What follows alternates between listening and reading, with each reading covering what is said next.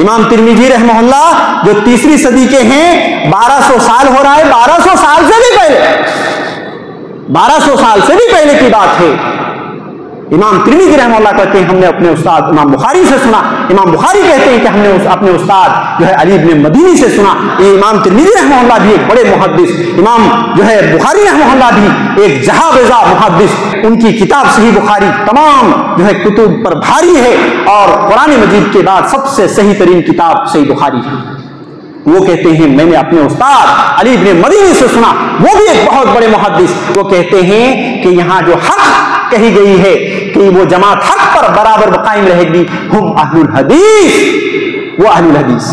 ولی اللہ محدث دہلوی رحمہ اللہ مدینے سے پڑھ کر کے آئے اور ہندوستان میں قال اللہ اور قال الرسول بلند کیے، اور انہی کے فرزند شاہ عبد العزیز رحمہ اللہ انہوں نے بھی قال اللہ اور قال الرسول کو بلند کیا، اور انہی کے پوتے شاہ اسماعیل شہید رحمہ اللہ یہ تو اتنے دھماکے تھے کہ انہوں نے تقویۃ الایمان ایک عقیدے کی کتاب لکھی، جو معاشرے کے اندر جو غلط رسومات تھے، غلط عقائد تھے، ان تمام چیزوں کا آپریشن اس طرح سے کی انہوں نے شاہ اسماعیل شہید رحمہ اللہ نے، کہ جب انہوں نے اپنی کتاب لکھی 1826 میں سب سے پہلے کتاب چھپی اور ہندوستان کے کونے کونے تک پہنچی، ایک دھماکہ ہو گیا، ایک دھماکہ ہو گیا، زلزلہ ہو گیا ایک طریقے سے۔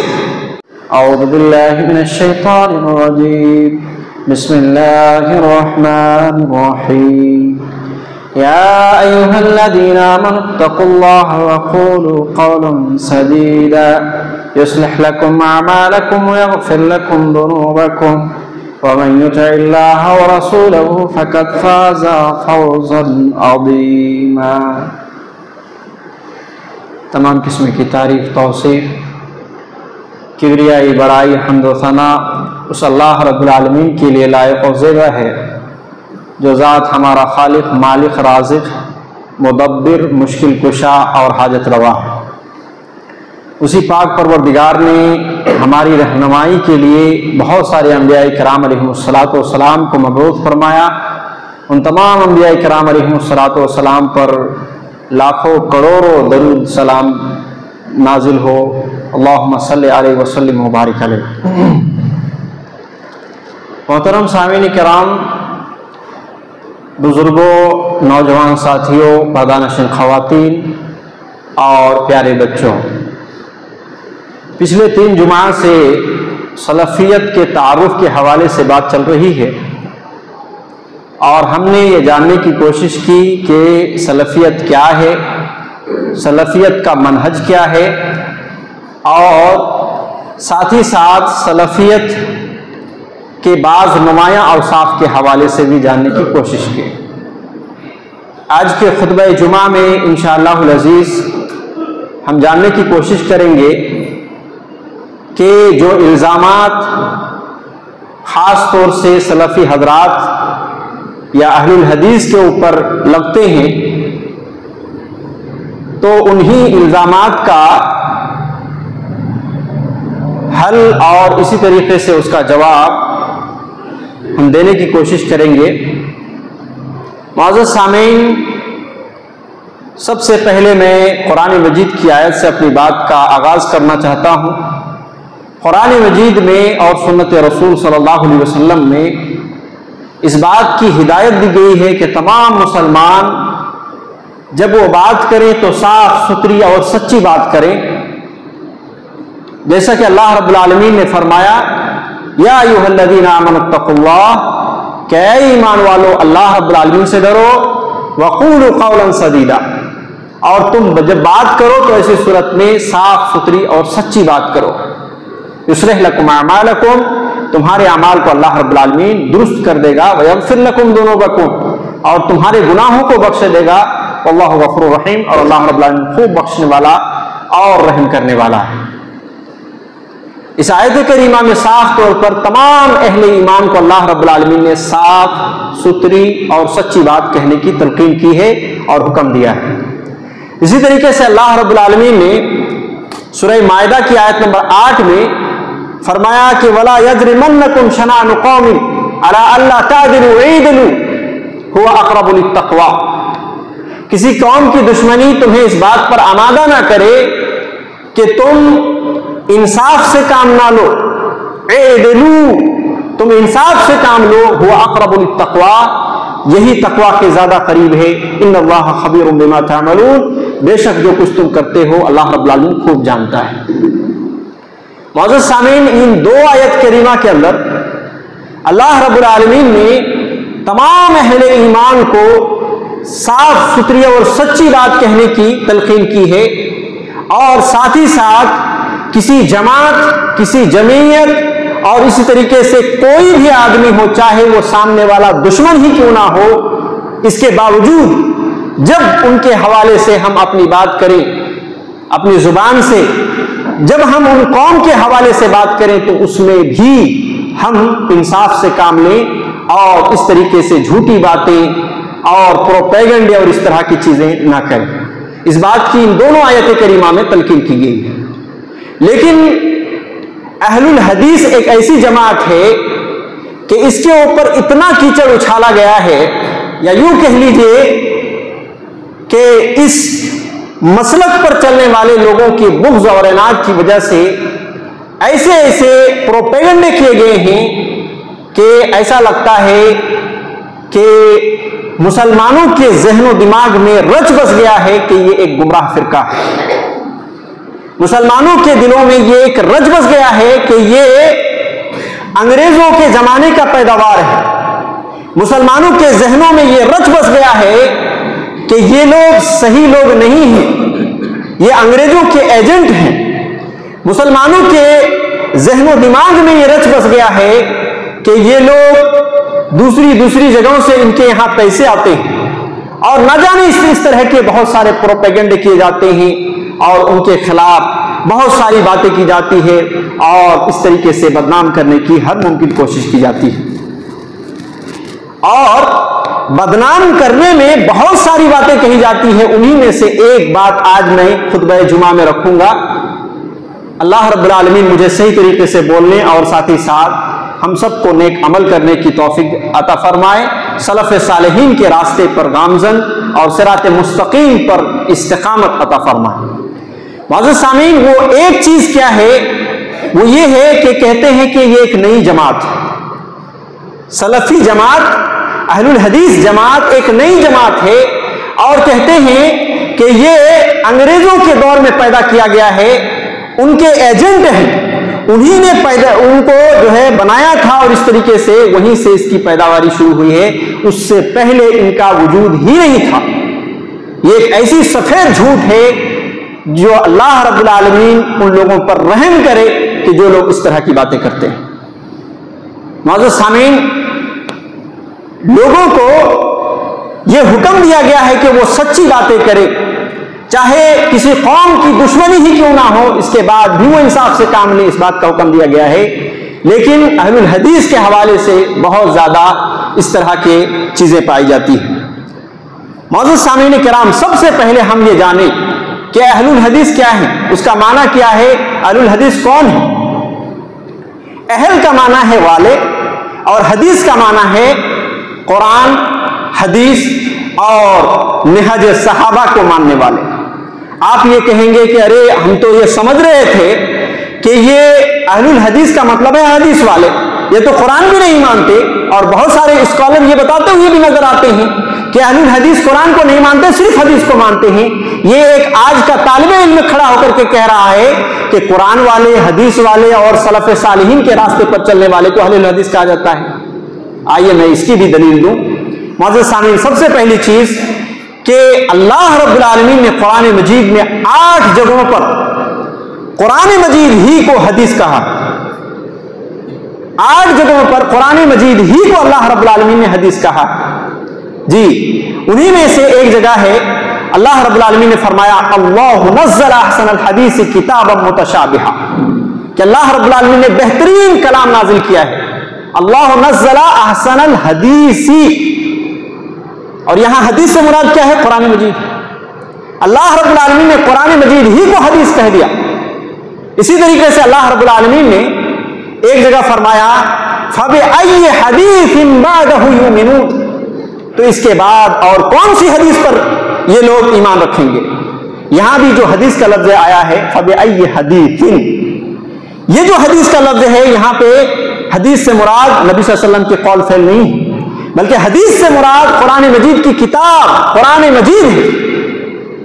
لہذا یہاں بھی اللہ رب العالمین نے خود قرآن مجید کو حدیث کہا ہے، اور اس طرح سے 8 جگہوں پر اللہ رب العالمین نے خود قرآن مجید ہی کو حدیث کہا۔ تو جب ایک آدمی یہ کہتا ہے کہ وہ اہل حدیث ہے تو ایسی صورت میں حدیث کا مطلب ہے کہ قرآن مجید کو بھی اللہ رب العالمین نے حدیث کہا ہے، تو حدیث کا مطلب ہے کہ قرآن والے اور حدیث والے، یہ بات تو کلیئر ہو گئی۔ اور صحابہ کے فہم پر چلنے والے یہ کہاں سے آ گئے؟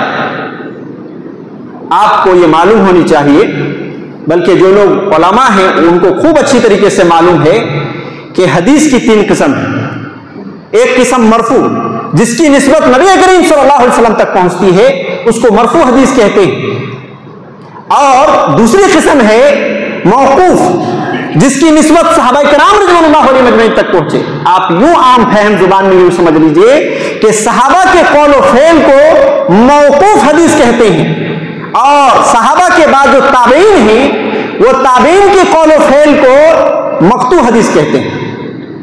یہ اصول حدیث کی کتاب میں موجود ہے، ہر کوئی پڑھتا ہے۔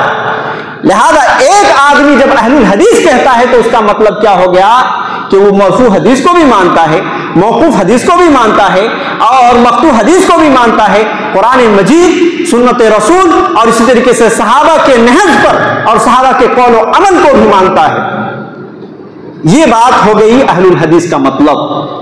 لہذا آپ اس دھوکے میں نہ پڑیں کہ اہل الحدیث کا مطلب صرف حدیث کو ماننے والے، نہیں۔ اہل الحدیث کا مطلب ہے قرآن، حدیث اور صحابہ کرام رضوان اللہ علیہ مجمعین کے نہج پر چلنے والے جماعت کا نام اہل الحدیث ہے۔ اب ہم جواب دیں کہ کیا یہ انگریز کے زمانے میں آئے تھے؟ کیا اس سے پہلے نہیں تھے؟ کیا معزز سامعین، انگریز ہندوستان میں کب آئے؟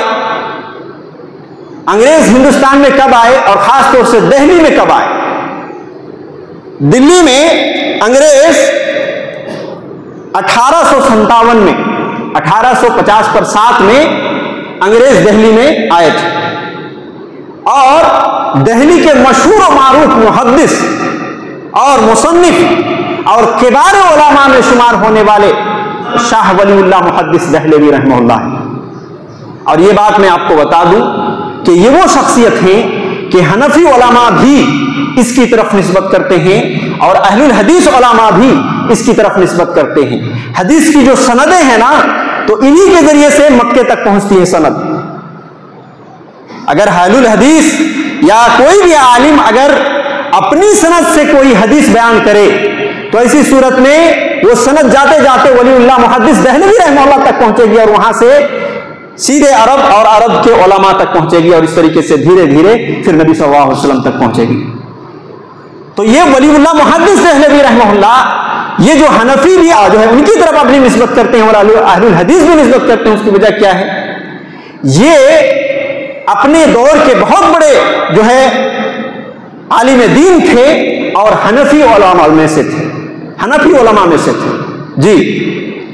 لیکن 30 سال کی عمر کے بعد جب وہ حج کو جاتے ہیں اور حج کو جانے کے بعد وہاں حج کے ارکان کو ادا کرتے ہیں اور مدینہ پہنچتے ہیں نبی کریم صلی اللہ علیہ وسلم کی قبر کی زیارت کے لیے، قبر کی زیارت کے بعد جب وہ واپس آتے ہیں تو دیکھتے ہیں کہ مسجد نبوی میں ایک حلقہ بیٹھا ہے درس کا۔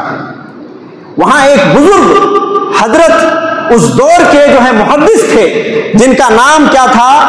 جن کا نام شیخ ابو طاہر محمد بن ابراہیم کردی مدنی رحمہ اللہ رحمت اللہ واسعہ تھے۔ وہ درس دے رہے تھے، انہوں نے اس درس میں بیٹھا اور بیٹھنے کے بعد وہ کہتے ہیں کہ سب سے پہلی مرتبہ میں قال رسول اللہ صلی اللہ علیہ وسلم اس موقع پر سنا تھا۔ ہندوستان میں جب تھا نہیں تو اس وقت قال امام ابو حنیفہ، قال امام ابو یوسف، قال امام ابو محمد، اور اس طریقے سے جو ہے ہم بار بار سنتے تھے، اور اسی طریقے سے ہم بھی جو ہے انہی چیزوں کی پڑھائی پڑھاتے تھے اپنے شاگردوں کو۔ لیکن پہلی مرتبہ میں نے مسجد نبوی میں امام ابو طاہر محمد ابراہیم القردی کے یہاں سے قال رسول اللہ صلی اللہ علیہ وسلم سنا، اور اتنے محو ہو گئے اور اتنے متاثر ہو گئے کہ وہاں 14 مہینے تک مسلسل ان کے یہاں پڑھتے رہے، تعلیم حاصل کرنا شروع کر دی۔ عمر کتنی ہے؟ 30 سال کی عمر ہے، وہ خود ایک عالم ہے، لیکن قال رسول اللہ صلی اللہ علیہ وسلم وہاں پہ تھا، حدیث کی تعلیم تھی وہاں پہ، وہ پڑھنا شروع کر دیا اور 14 مہینے تک وہ پڑھتے رہے۔ صحیح بخاری پڑھے، صحیح مسلم پڑھے، صحیح سنن ابی داؤد پڑھے، سنن ترمذی پڑھے، سنن ابن ماجہ پڑھے، اور سنن نسائی پڑھے، اور اسی طریقے سے موطا امام مالک پڑھے، اور اسی طریقے سے مسند احمد پڑھے، اور اسی طریقے سے سنن دارمی پڑھے، اور حدیث کی کئی کتابوں کو وہاں انہوں نے پڑھا۔ 14 مہینے کے بعد اپنے استاد سے اجازت مانگتے ہیں کہ میں جو ہے آپ اگر اجازت دیں تو میں ہندوستان جا کر کے یہیں پہ قال امام ابو حنیفہ، قال امام ابو یوسف، قال امام ابو محمد چھوڑتا ہوں اور جا کر کے قال رسول اللہ صلی اللہ علیہ وسلم کی صدا ہندوستان کے اندر بلند کروں گا۔ اور وہ کیا کرتے ہیں؟ اپنے استاد اجازت دے دیتے ہیں، اور شاہ ولی اللہ محدث دہلوی رحمہ اللہ ہندوستان آ کر کے پھر قال اللہ اور قال الرسول کی جو ہے نشر و اشاعت کرتے ہیں۔ اور یاد رکھنے کی بات ہے، یہ نشأت ثانیہ کی بات ہو رہی، اس سے پہلے بھی اہل الحدیث یہاں ہندوستان کے اندر موجود تھے، اس سے پہلے بھی اہل الحدیث موجود تھے۔ 25 صحابہ ہندوستان کے اندر آئے ہوئے ہیں، 40 پر 2 تابعین ہندوستان کے اندر آئے ہوئے ہیں، اتباع تابعین میں 18 اتباع تابعین ہندوستان میں آئے ہوئے ہیں۔ لیکن یہ سب چیزیں انشاءاللہ کسی موقع پر تفصیلاً اس چیز کا جو ہے ذکر کیا جائے گا۔ تو اس سے پہلے بھی اہل الحدیث ہندوستان میں بھی تھا اور دیگر جگہوں پر بھی تھا، مگر نشأت ثانیہ کا مطلب یہ ہوا کہ جب اہل الحدیث ایک طریقے سے مٹ چکی تھی، تب جا کر کے ولی اللہ محدث دہلوی رحمہ اللہ مدینے سے پڑھ کر کے آئے اور ہندوستان میں قال اللہ اور قال الرسول بلند کیے، اور انہی کے فرزند شاہ عبد العزیز رحمہ اللہ انہوں نے بھی قال اللہ اور قال الرسول کو بلند کیا، اور انہی کے پوتے شاہ اسماعیل شہید رحمہ اللہ یہ تو اتنے دھماکے تھے کہ انہوں نے تقویۃ الایمان ایک عقیدے کی کتاب لکھی، جو معاشرے کے اندر جو غلط رسومات تھے، غلط عقائد تھے، ان تمام چیزوں کا آپریشن اس طرح سے کی انہوں نے شاہ اسماعیل شہید رحمہ اللہ نے، کہ جب انہوں نے اپنی کتاب لکھی 1826 میں سب سے پہلے کتاب چھپی اور ہندوستان کے کونے کونے تک پہنچی، ایک دھماکہ ہو گیا، ایک دھماکہ ہو گیا، زلزلہ ہو گیا ایک طریقے سے۔ اور آج بھی دوسرے کے یہاں یہ تقویۃ الایمان ایک پتلی سی کتاب ہے، پتلی سی کتاب ہے، لیکن آپ پڑھیں تو اس کو کتنی گہرائی اور گہرائی ہے، آج بھی دوسرے کے یہاں اس میں مرچی لگ جاتی ہے۔ معزز سامعین، تو اس طریقے سے شروع ہو گیا۔ میں یہ کہہ رہا تھا کہ انگریز اس ہندوستان کے اندر کب آئے؟ 1857 میں، اور اس سے 100 سال پہلے ولی اللہ محدث دہلوی رحمہ اللہ اور ان کے فرزند اور اس طریقے سے ان کے شاگرد اور اس طریقے سے اسماعیل شہید رحمہ اللہ ہندوستان میں جو ہے اہل الحدیثیت کی دوسری نشأت ثانیہ ہو چکی تھی۔ اور یہ جو کتاب تقویۃ الایمان جو ہے چھپی، یہ کب چھپی؟ 1826 میں، بستر 6 میں، جبکہ ہندوستان میں جو انگریز آئے اور خاص طور سے دہلی میں جب آئے تو اس وقت کیا ٹائم تھا، کیا وقت تھا، کون سا سال تھا؟ 1857 میں۔ لہذا اس سے بھی آپ سمجھ سکتے ہیں۔ اور یہ معزز سامعین، یہ 300 سال کے وجود کی بات ہو گئی معزز سامعین۔ اسی طریقے سے آپ اگر اس سے پہلے جائیں تو آپ کو معلوم ہوگا کہ 600 سال پہلے، ابھی 1500 صدی چل رہی ہے، 1500 صدی ہجری چل رہی ہے ابھی، اور کب کی میں بات کر رہا ہوں؟ 9 صدی ہجری کی بات کر رہا ہوں۔ علامہ کمال الدین ابن حمام متاخرین حنفیہ میں سے ہیں، انہوں نے جو ہے اہل الحدیث کے حوالے سے ذکر کیا ہے۔ فتح القدیر شرح ہدایہ ان کی مشہور کتاب ہے، جلد 1 صفحہ نمبر 22، صفحہ نمبر 90 اور صفحہ نمبر 282 کے اندر ان کی اپنی کتاب حنفی علماء اہل الحدیث کے ذکر کر رہے ہیں۔ اسی طریقے سے 9ویں صدی ہجری کے علامہ ابن خلدون رحمہ اللہ مقدمہ صفحہ نمبر 270 پر 3 میں کہتے ہیں حجاز کی وجہ سے اہل الحدیث باقی رہی، اور اسی طریقے سے عراق کی وجہ سے جو ہے اہل الرائے باقی رہی۔ تو یہ علامہ ابن خلدون کب کے ہیں؟ आज से 600 साल पहले के, उससे भी आगे आप जाएं तो मुअज़्ज़ज़ सामीन आपको मालूम होगा कि 700 साल पहले इमाम इब्न तैमिया रहमहुल्लाह जो 8वीं सदी हिजरी के इमाम हैं और बड़े दिग्गज किस्म के आलिम दीन हैं, उनकी किताब जो है फतवा इब्न तैमिया रहमहुल्लाह 40 से ऊपर जिल्दों में छपी हुई है। 40 से ऊपर उनकी फतवा सिर्फ है। उन्हीं की एक मायानाज किताब मिनहाजुस सुन्ना है।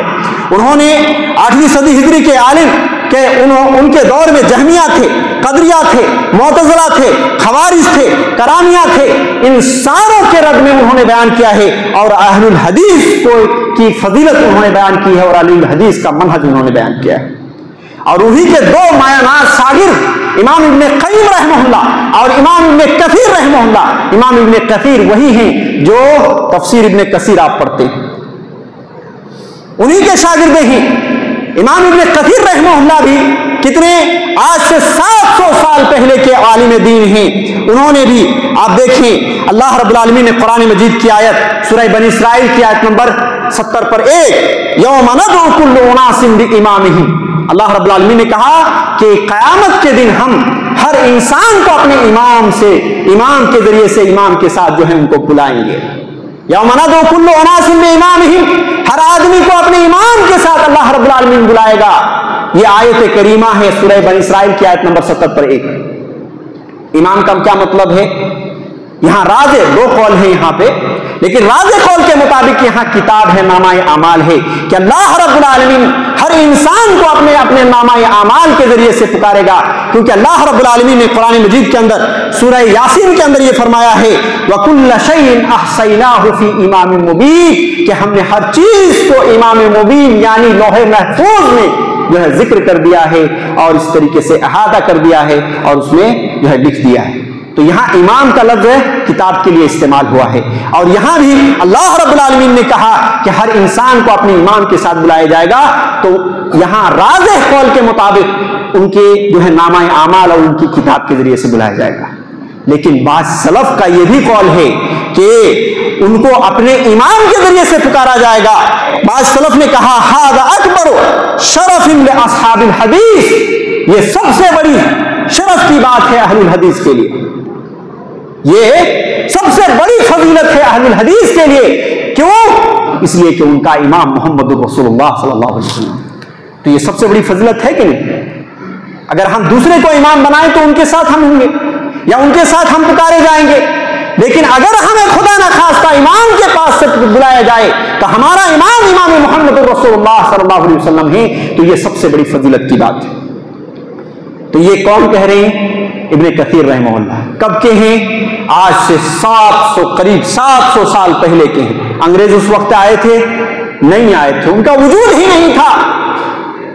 लेकिन इतनी सफेद झूठ इसलिए कही जा रही है ताकि हक लोगों के यहां वादे ना हो जाए, ताकि लोग हक को समझ ना बैठे और अपने अपने मसलक को छोड़कर सारे लोग भागना पड़े किताब और सुन्नत की तरफ। मौजूद सामीन, कड़वी बात है मगर सच है जिसको बोलना पड़ रहा है, ये समझने की जरूरत है।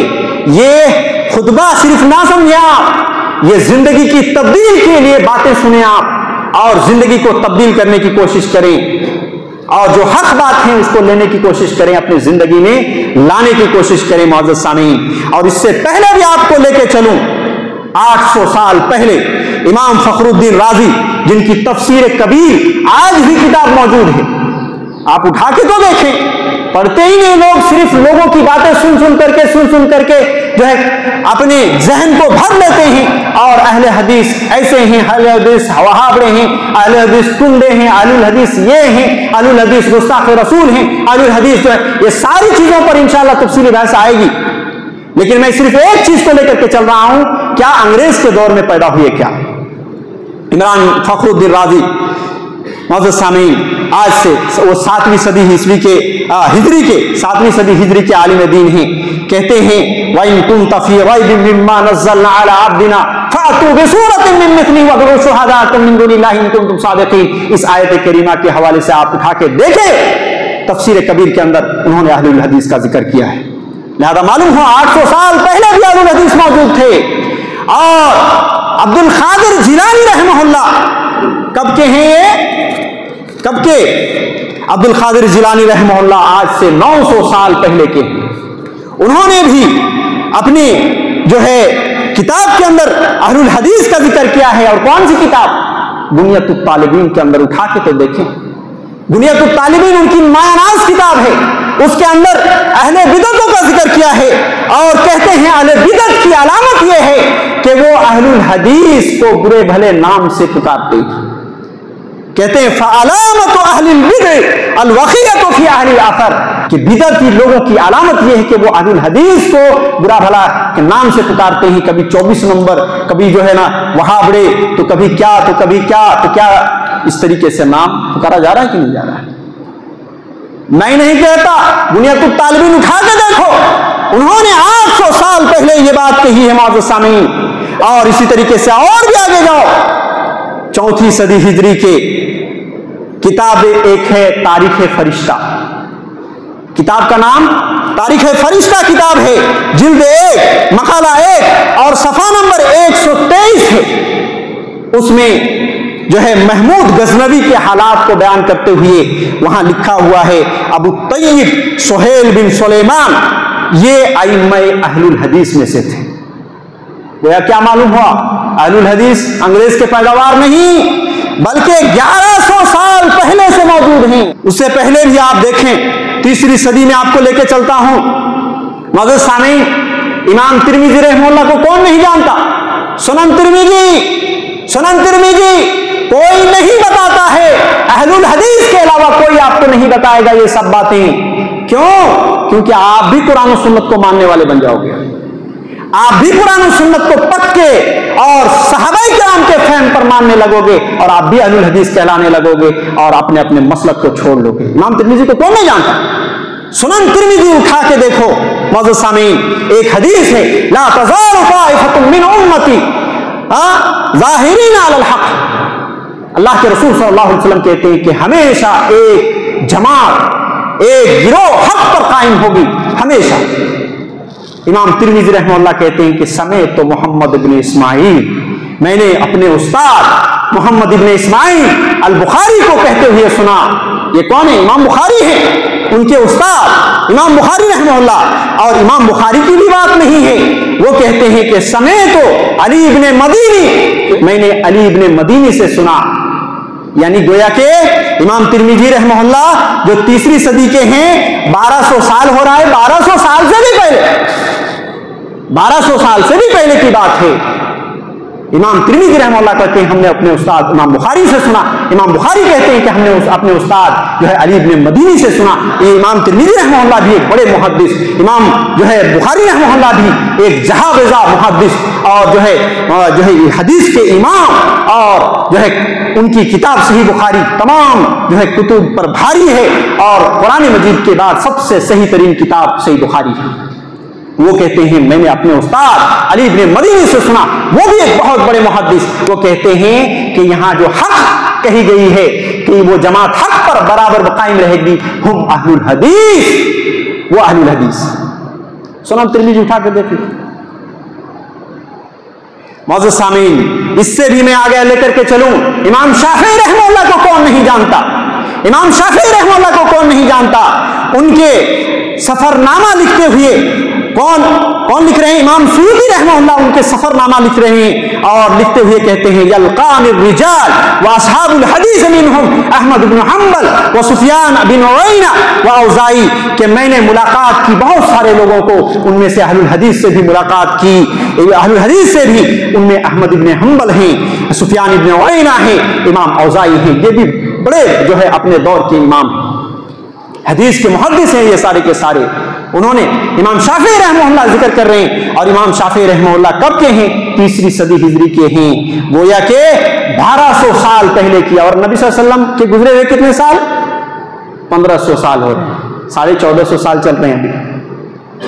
नबी सल्लल्लाहु अलैहि वसल्लम के गुजरे हुए 1450 साल चल रहे हैं, मैंने 1200 साल पहले, और उससे भी पहले मैं आपको लेकर के चलूं और अपनी बात को खत्म करता हूं मौजूद सामीन के सहाबाए किराम रिज़वानुल्लाह अलैहिम अजमईन भी अहलुल हदीस ही थे, कुरान और सुन्नत को मानने वाले थे। उस वक्त ना कोई शाफी था, نہ اس وقت کوئی جو ہے حنفی تھا، نہ کوئی قدریہ تھا، زبریہ تھا، معتزلہ تھا، مشاعرہ تھا، ماتریدیہ تھا، چشتیہ تھا، اور نہ ہی کوئی دوسری گروہ تھی اور جماعت تھی، صرف کتاب و سنت پر چلنے والے، اور انہی کو اہل حدیث کہتے ہیں، جیسے کہ میں نے معنی اور مفہوم کے ساتھ بتایا، انہی کو اہل حدیث کہتے ہیں۔ تمام صحابہ اہل حدیث معزز سامعین، بقول عبدان رحمہ اللہ کہتے ہیں اصحاب الحدیث اوائل، کہ اہل حدیثوں کو سرخیل اور ہر اول دستہ صحابہ کی جماعت ہے میرے بھائیوں۔ ابو سعید خدری رضی اللہ عنہ یہ صحابی رسول ہیں، وہ کہتے ہیں کہ کن کو جو اپنے شاگرد ہیں، حدیث کو پڑھتے ہیں، حدیث کی تعلیم حاصل کرتے ہیں، ان کو مرحبا پیش کرتے ہیں اور کہتے ہیں کہ ہمیں حکم دیا ہے اللہ کے رسول صلی اللہ علیہ وسلم نے کہ ہم تمہارے لیے مجلس کو کشادہ کریں اور تمہیں حدیث کو سمجھائیں، اور تم ہمارے جانشین ہو اور ہمارے بعد تم ہی اہل الحدیث۔ شرف اصحاب الحدیث صفحہ نمبر 12 کے اندر موجود۔ ابو سعید خدری رضی اللہ عنہ نے اپنے شاگردوں کو اس طرح سے کہتے تھے کہ تم ہی ہمارے جانشین ہو اور ہمارے بعد تم ہی اہل الحدیث ہو۔ تو یہ اہل الحدیث آج کی جماعت نہیں ہے، انگریزوں کے پیداوار نہیں ہے، اپنے دماغوں کو سے نکال لیجئے اور آپ تحقیق کی دنیا میں آئیے، ریسرچ کی دنیا میں آئیے، حقیقت حال معلوم ہو جائے گا، اور حقیقت کیا ہے، سچ کیا ہے، جھوٹ کیا ہے، ساری چیزیں معلوم ہو جائے گی۔ اور یہاں پہ ایک بات آپ نوٹ کر کے لے کے جاؤ میرے بھائیوں، کہ آپ سے بہت ساری چیزیں چھپائی جا رہی ہیں، آپ سے بہت ساری چیزیں چھپائی جا رہی ہے جو حقیقت پر مبنی ہے، مگر چونکہ اپنے مسلک پر آپ کو چلانا ہے، جس کی وجہ سے حقیقت پر پردہ ڈالا جا رہا ہے، اور جو لوگ حق کے راستے پر چلے جا رہے ہیں انہی کو برا بھلا کہہ کر کے ان کو بدنام کر دیا گیا ہے۔ اللہ رب العالمین صحیح سمجھ کے ساتھ نیک عمل کی توفیق دے۔ آمین صلی اللہ علیہ محمد وعلی آلہ وصحبہ اجمعین ومن تبعهم بإحسان إلى يوم الدين۔